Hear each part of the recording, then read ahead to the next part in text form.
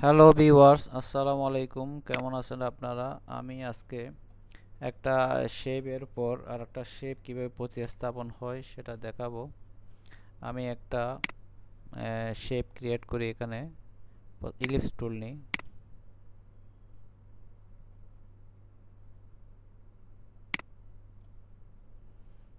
আমি একটা ইমেজ আনবো। এখানে ইমেজের উপর ইমেজটা কিভাবে এই শেপের উপর স্থাপিত হবে সেটা আমি ক্রিয়েট করে দেখাবো আপনাদের।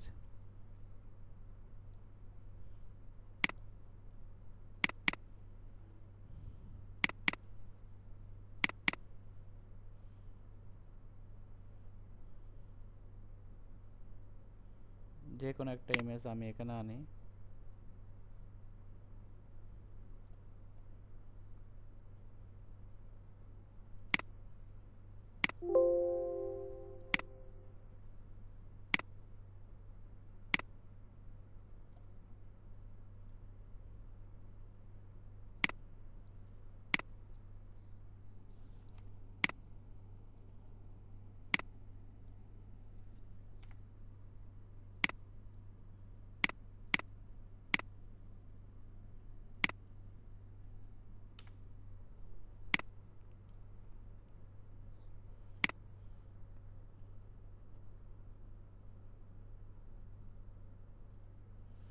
রাইট ক্লিক,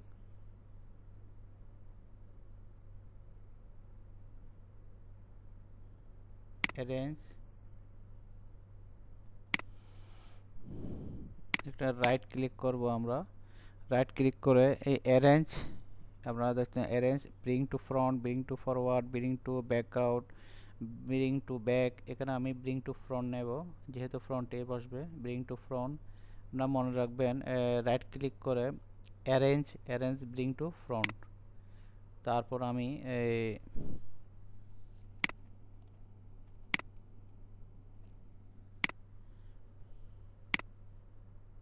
এখানে দিলাম।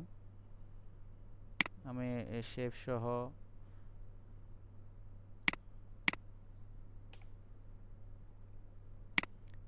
সহ আমি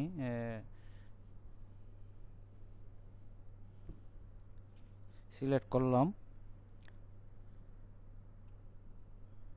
রাইট ক্লিক, এখানে দেখতেছেন রাইট ক্লিক করার পর মেক ক্লিপিং মাস্ক, আমি মেক ক্লিপিং মাস্ক দেব। দেখেন এই শেপের ভিতরে এই লোগোটা চলে আসছে পুরো শেপের ভিতরে।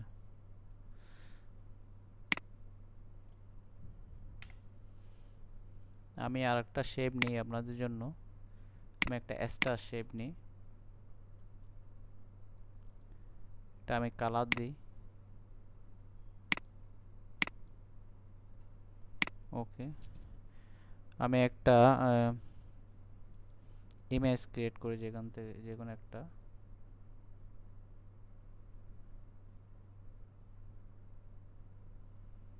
এই ইমেজটা নিয়ে আমি এখানে রাখলাম। এটা অনেক বড় ইমেজ।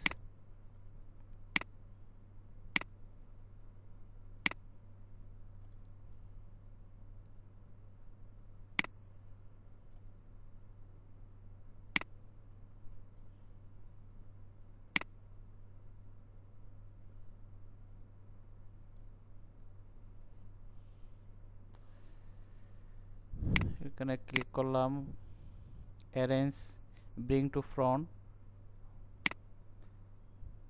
পুরো। এখানে আমি এটার উপর শেপের উপর রাখলাম, পুরোটাই সিলেক্ট করলাম।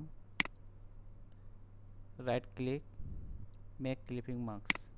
দেখেন খুব সুন্দর একটা স্টারের ভিতরে পুরো ইমেজটাই চলে আসছে।